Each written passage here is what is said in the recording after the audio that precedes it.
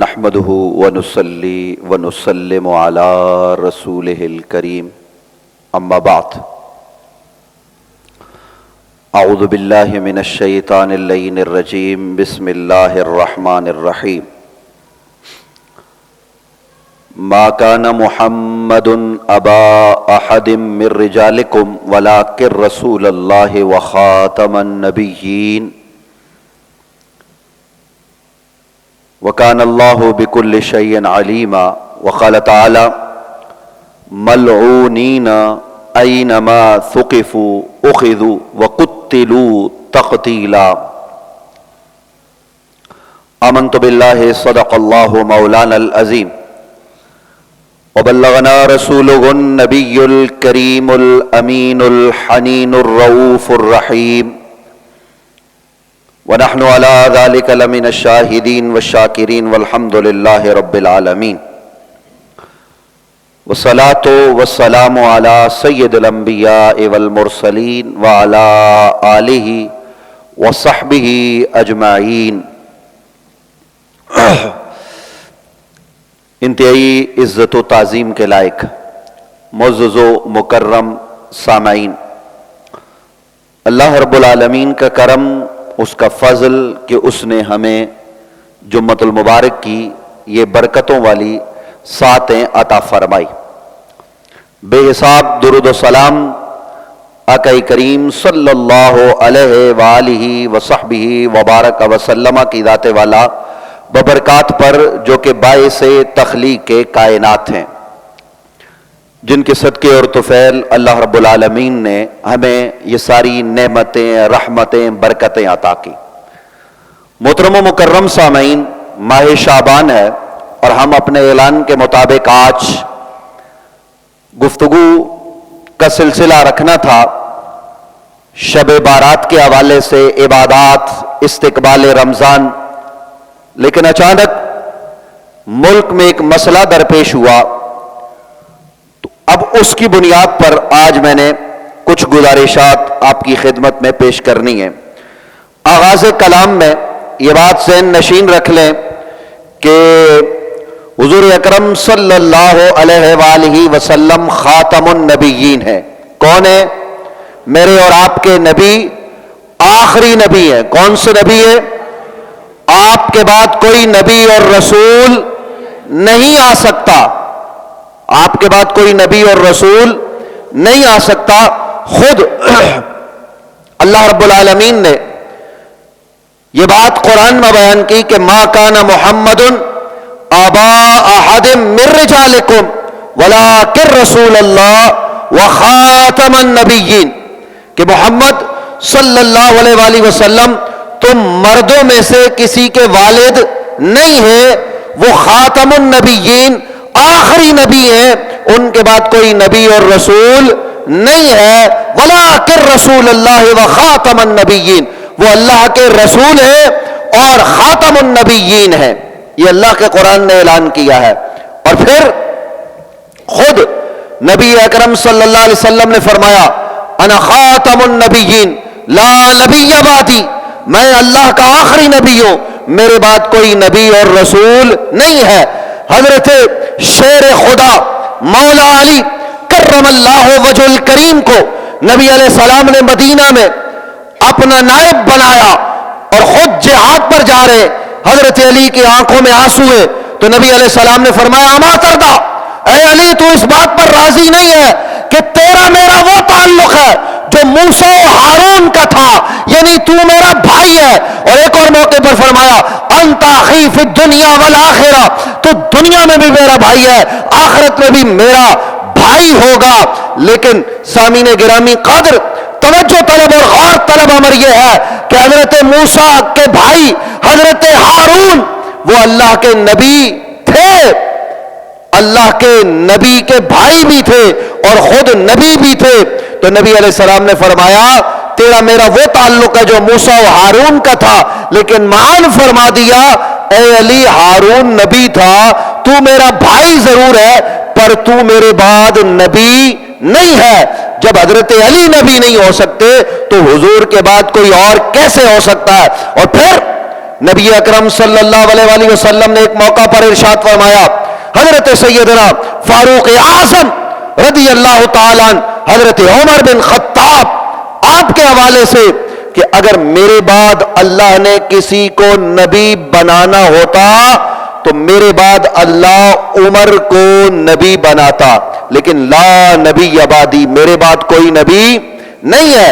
اور پھر حضور علیہ السلام نے فرمایا سیقول فی امتی ثلاثون کذابون دجالون کلہم یزعم انہ نبی الا لا نبی بعدی، فرمایا کہ میری امت کے اندر 30 جھوٹے کذاب دجال پیدا ہوں گے، ان میں سے ہر ایک یہ دعویٰ کرے گا، وہ میرے بعد آئیں گے، وہ دعویٰ یہ کریں گے کہ ہم نبی ہیں۔ ان میں سے دعویٰ کرنے والے جب یہ کہیں گے کہ ہم نبی ہیں تو سن لو، لا نبی بعدی، اللہ نے مجھے خاتم النبیین بنا کر بھیجا ہے، میرے بعد کوئی نبی نہیں آ سکتا۔ اور پھر سامعین گرامی قدر، سیدنا حضرت ابوبکر صدیق نبی علیہ السلام کے وصال کے بعد مسلمانوں کے خلیفہ ہوئے تو اس وقت کئی فتنے سر چڑھ کے بول رہے تھے۔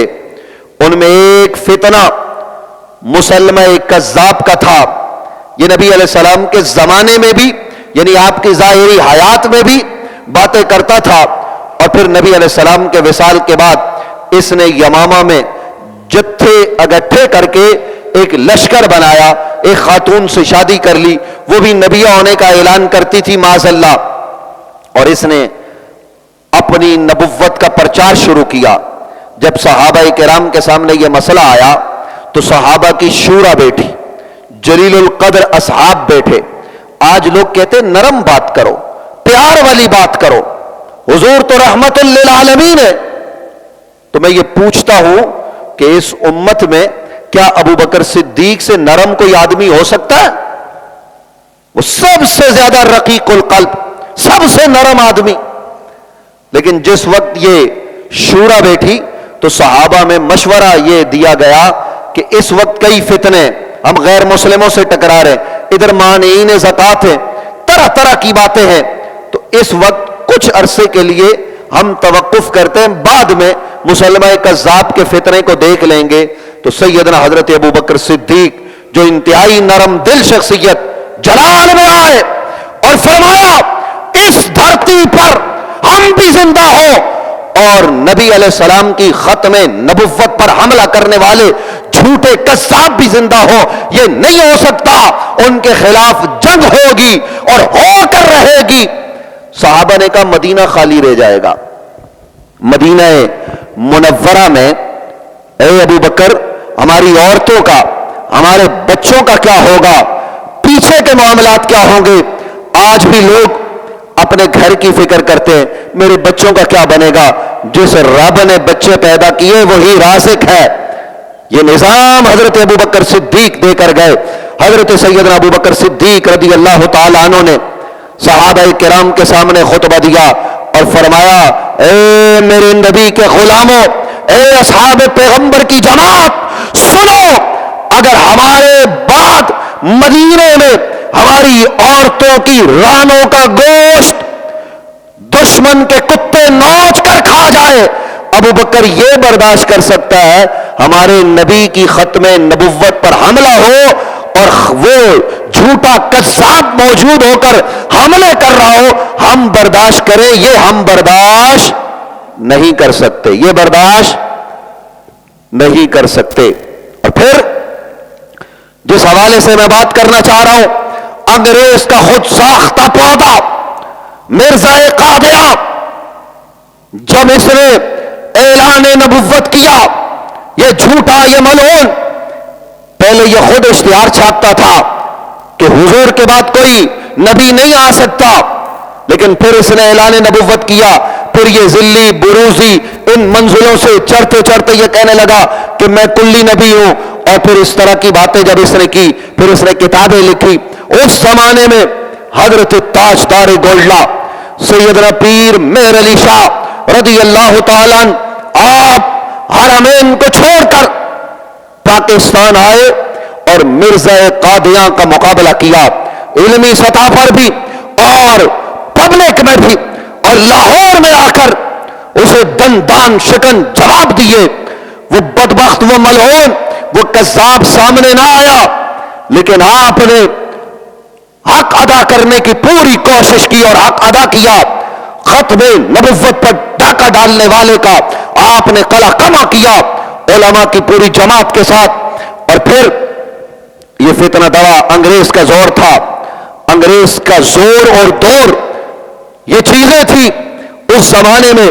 سامعین گرامی قدر، تحریک پاکستان چلتی رہی، کیس کئی ہوئے، میں بہت ساری باتیں کر سکتا ہوں، بھاولپور کی ریاست میں کیس ہوا، لیکن انہیں چھوڑتے ہوئے اختصار سے کام لیتے ہوئے عرض کرتا ہوں کہ پھر 1971 کے انتخابات اور بعد ازاں قادیانی ربوہ کے ریلوے اسٹیشن پر مسلم طلبہ کو مارتے ہیں، اس کے نتیجے میں تحریک چلتی ہے، اور پھر 1974 کو پاکستان کی قانون ساز اسمبلی، نیشنل اسمبلی میں اس معاملے پر بحث ہوتی ہے، اور اس زمانے میں حضرت قائد ملت اسلامیہ مولانا شاہ احمد نورانی صدیقی، علامہ اظہری، مولانا مفتی محمود اور پروفیسر غفور، ان جیسے لوگ اسمبلی میں موجود تھے۔ ان لوگوں نے اپنا کردار ادا کیا، اور اس زمانے کی حکومت نے بھی اپنا کردار ادا کیا، اور پاکستان کے آئین میں قادیانیوں کو غیر مسلم اقلیت ڈکلیئر کیا۔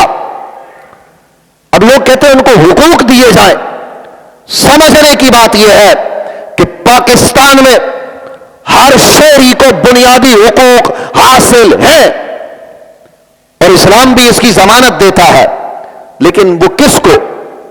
وہ کسی بے روپیوں کو نہیں، بلکہ جو اپنی شناخت کے ساتھ میدان میں اترے۔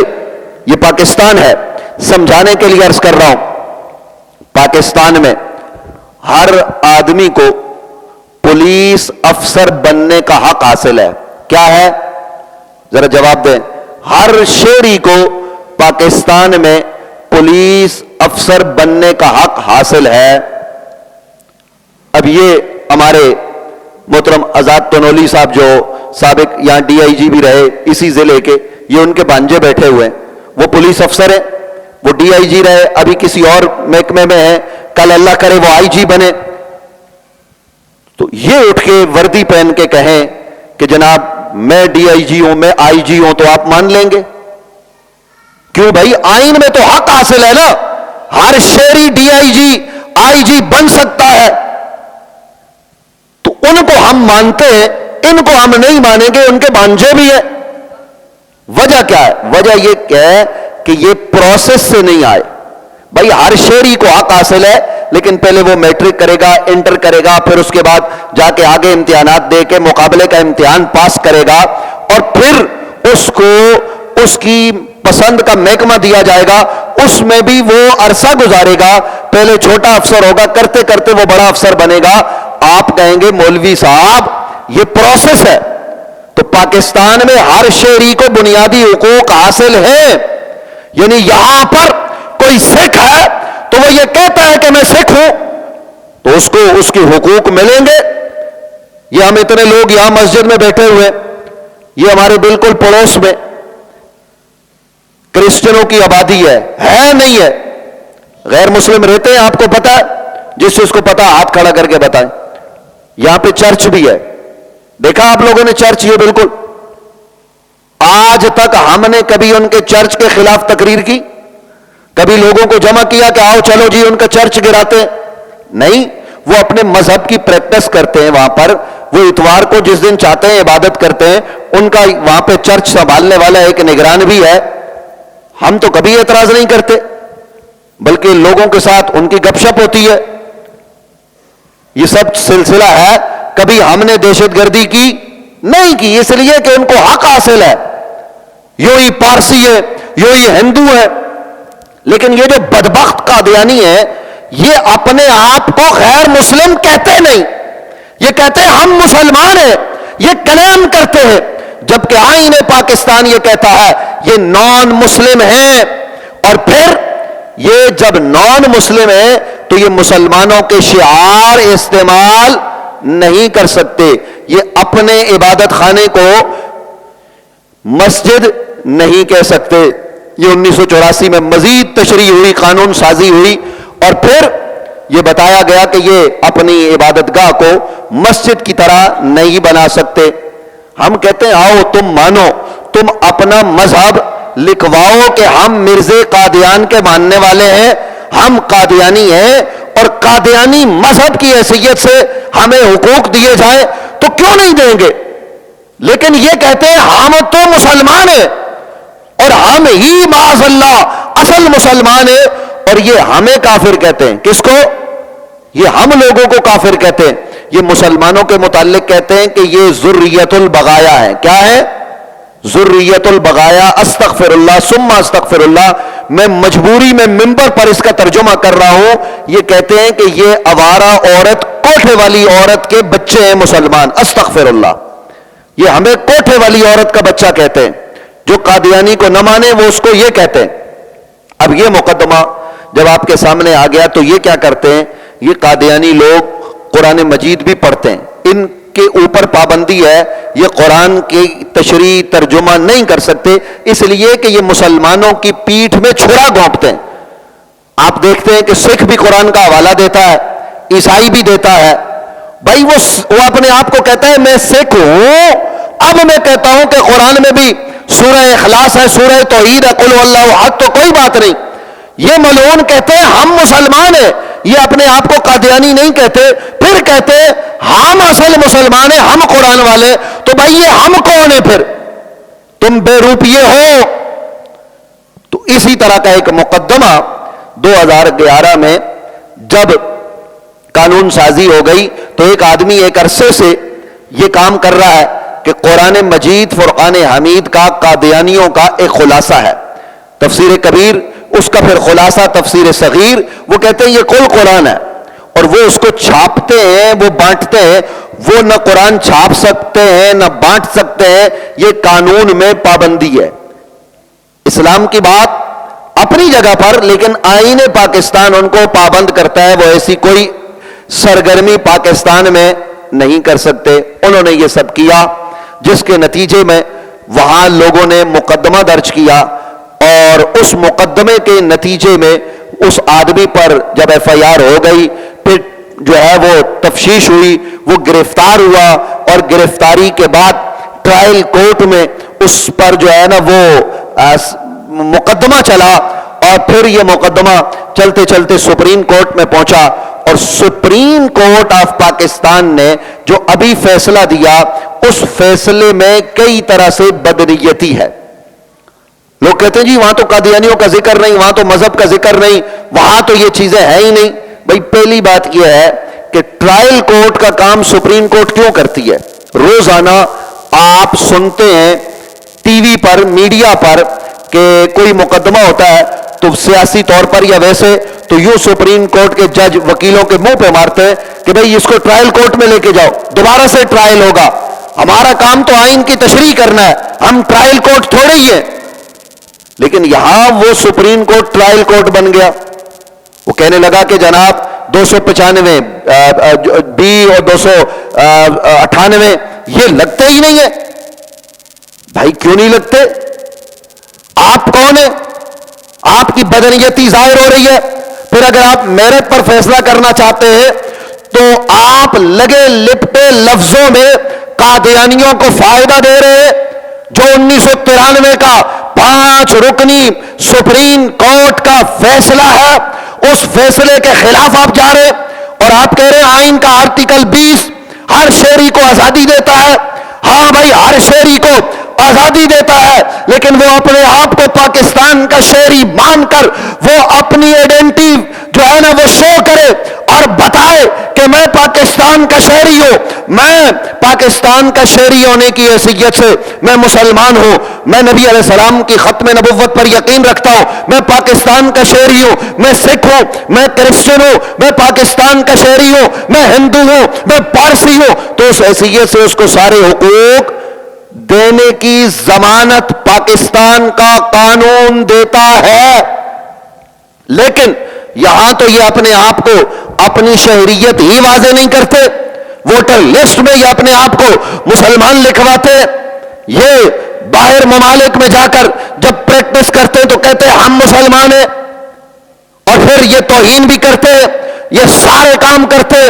تو حضرات ذی احتشام، جو بات میں آپ کی خدمت میں رکھنا چاہ رہا ہوں، جو آپ کو سمجھانے جا رہا ہوں، وہ یہ کہ نہ یہ پاکستان کے شہری ہیں، نہیں ہے۔ کیوں؟ اگرچہ پاکستان کا شناختی کارڈ ہے، جو آدمی پاکستان کے قانون کو نہ مانے، وائلیشن کرے، جان بوجھ کر کرے، آئین توڑے، تو آئین ہی کہتا ہے اس پر آرٹیکل 6 لگے گا۔ کون سا آئین کی شک لگے گی؟ وہ بھائی آرٹیکل 6 مشہور ہے نا کہ مشرف نے آئین توڑا، اس کے خلاف غداری کا مقدمہ ہوگا۔ تو یہ بنیادی طور پر قادیانی پاکستان کے غدار ہیں۔ کون ہے پاکستانی؟ یہ جو قادیانی ہے یہ آئین کے کیا ہے؟ غدار ہے، یہ باغی ہے۔ یہ کون ہے؟ باغی ہے، اور باغیوں کے خلاف تلوار اٹھائی جاتی ہے، باغیوں کے سر قلم کیے جاتے ہیں۔ یہ تو قرآن کا اصول ہے۔ ہاں اگر یہ کہیں کہ ہم باغی نہیں، ہم آئین پاکستان کو مانتے ہیں اور ہم کافر ہیں، اور یہ کافر ہونے کی حیثیت سے اپنی آئیڈینٹی شو کریں اور کہیں کہ ہم قادیانی ہیں، تو ٹھیک ہے، کوئی مسئلہ نہیں۔ لیکن جب یہ لوگ 2 نمبری کرتے ہیں اور یہ دھوکہ دیتے ہیں، یہ فراڈ کرتے ہیں، یہ ملاوٹ کرتے ہیں، اور پھر سپریم کورٹ آرٹیکل 20 کا حوالہ دے کر پھر یہ کہے لا اکراہ فی الدین، دین میں سختی نہیں ہے، تو بھائی جج صاحب، چیف جسٹس آف پاکستان قاضی فائز عیسیٰ صاحب، دین میں سختی نہیں ہے تو نبی علیہ السلام نے بدر کیوں لڑی؟ حضور کے دندان مبارک عہد میں کیوں شہید ہوئے؟ اگر دین میں سختی نہیں ہے تو نبی علیہ السلام نے سزاؤں کا نفاذ کیوں کیا؟ وما ارسلناک الا رحمت للعالمین، حضور رحمت للعالمین ہے، لیکن یاد رہے نبی علیہ السلام قانون کے نفاذ کرنے والے بھی ہیں۔ اگر دین میں سختی نہیں ہے تو تم حضرت ابوبکر کو سمجھاتے، پھر انہوں نے مسلمہ کذاب کے خلاف کیوں جنگ کی ہے؟ تم قانون کو جانتے ہو یا قانون کو جاننے والے اور ہیں؟ اس لیے چیف جسٹس آف پاکستان نے جانے انجانے میں جو فیصلہ کیا وہ سراسر شریعت سے متصادم ہے، وہ آئین پاکستان سے متصادم ہے۔ اور پھر آپ وضاحت دے رہے ہیں چیف جسٹس کے لیول پر، سپریم کورٹ کے لیول پر وضاحت نامہ آتا ہے، میڈیا کو جاری کیا جاتا ہے کہ جناب اس میں ہم نے قانون کے حوالے دیے ہیں، ہم نے کسی قانون کو چھیڑا نہیں، بظاہر تم نے چھیڑا نہیں لیکن ٹیکنیکل بنیاد پر تم نے کچھ چھوڑا بھی نہیں ہے، اور تم سمجھتے ہو کہ ٹیکنیکل چیزیں عام لوگ نہیں سمجھ سکتے، مولوی کو سمجھ نہیں ہوگی، یہ تمہاری بھول ہے۔ تم ٹیکنیکل طور پر اگر آئین پاکستان پر حملہ آور ہوگے تو ہم تمہیں حملہ آور نہیں ہونے دیں گے۔ اس سے پہلے بھی یہ پریکٹس کی گئی، لیکن پاکستان کے غیور مسلمانوں نے بتایا کہ ہم گناہگار تو ہو سکتے ہیں پر ہم اپنے نبی کے غدار نہیں ہیں۔ ذرا بولیے، ہم اپنے نبی کے غدار ہرگز نہیں ہیں۔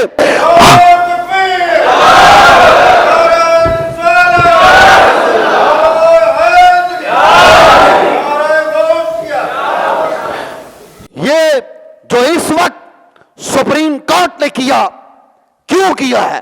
اس کی کیا ضرورت تھی؟ آپ ٹرائل کورٹ میں بھیج دیتے، اور اب آپ یہ کہہ رہے ہیں وضاحتی بیان دے کر کہ جناب اس وقت کوئی آدمی آئے نظر ثانی کی اپیل کرے۔ او بھائی چیف صاحب، آپ کو ہو کیا گیا؟ کوئی آ کے کرے تو تب تم کرو گے کہ تم مسلمان نہیں؟ تمہارے پاس تو اختیار ہے، از خود تم دوبارہ ریویو میں جا سکتے ہو، اس کی مزید تشریح کر سکتے ہو، کرتے کیوں نہیں؟ اس لیے کہ تم کسی کی ایما پر یہ سب کام کر رہے ہو۔ تم چند دن کے چیف جسٹس ہو، لوگ کہتے ہیں جی توہین عدالت لگ جائے گی، یہ ہو جائے گا، وہ ہو جائے گا. یہ ہمارا حق ہے. جب کوئی فیصلہ ہوتا ہے وہ پبلک پراپرٹی ہوتا ہے، اس پر بولنا ہر شہری کا حق ہے، اور ہم بولیں گے. اب گالی نہیں دے رہے، ہم تم سے کہتے ہیں اگر تم سے غلطی ہوئی ہے تو اس غلطی کو تسلیم کرو فی الفور، اور خود ہی اس کی وضاحت کرو، اور اس مقدمے کو دوبارہ سے سنو. ہونا تو یہ چاہیے تھا کہ تم ٹرائل کورٹ میں بھیج دیتے، کہتے دوبارہ سے اس کو دیکھا جائے. سپریم کورٹ اس مقدمے میں ٹرائل کورٹ بن گئی. پھر تفسیر، کہتے ہیں جی قادیانی کا نام نہیں ہے. او بھائی وہ تفسیر صغیر وہ ہے کن کی، وہ لکھی کس نے ہے؟ پھر آئین کا آرٹیکل جی ہر شہری کو، بھائی ہر مذہب کو آزادی ہے، لیکن وہ مذہب تو ہو. قادیانی تو لا مذہب ہے، ان کا تو کوئی مذہب ہی نہیں. یہ ہمیں مسلمان نہیں مانتے، یہ ہمیں گالیاں دیتے ہیں، یہ پوری دنیا میں پاکستان کے خلاف سازشیں کرتے ہیں، اور ہم جناب ان کے حوالے سے نرم گوشے رکھیں. ہماری عدالت ہے، کیا یہ آپ منظور کر سکتے ہیں؟ اس بات کو قبول کر سکتے ہیں؟ اس لیے حضرات ذی وقار، یہ سپریم کورٹ اور لبرل اور سیکولر طاقتیں، وہ اور جو لبرل بیانیہ صحافی جاری کر رہے ہیں، ہم ان کو متنبع کرنا چاہتے ہیں. ہم ملک میں انتشار نہیں چاہتے، ہم افراتفری نہیں چاہتے. ہم چاہتے ہیں پاکستان میں قانون کی حکمرانی ہو اور آئین کے مطابق چلا جائے. لیکن جو جس کو دیکھو یوٹیوب پہ بک بک کرتا ہے، میڈیا پر بک بک کرتا ہے، کوئی شاہ زیب خانزادہ ہو، کوئی جناب منصور علی خان ہو، یا اس قبیل کے دیگر صحافی ہو، وہ بدبخت ہو. ڈرو اس وقت سے کہ جب ہم یہ کہیں کہ اگر قانون حرکت میں نہیں آتا تو لوگ قانون کو ہاتھ میں لیں.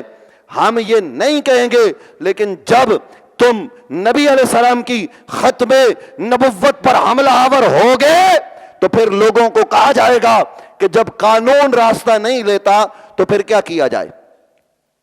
جب ملک جنگل بن جائے تو پھر جس کی لاٹھی اس کی بھینس. ہم لوگوں کو کنٹرول میں رکھے ہوئے ہیں. یہ لوگ دیوانہ وار اپنے نبی کی عزت اور ناموس پر قربان ہونے کو تیار ہے. بتاؤ آپ اپنے نبی کی ختم نبوت کے لیے اپنی جان قربان کر سکتے ہو؟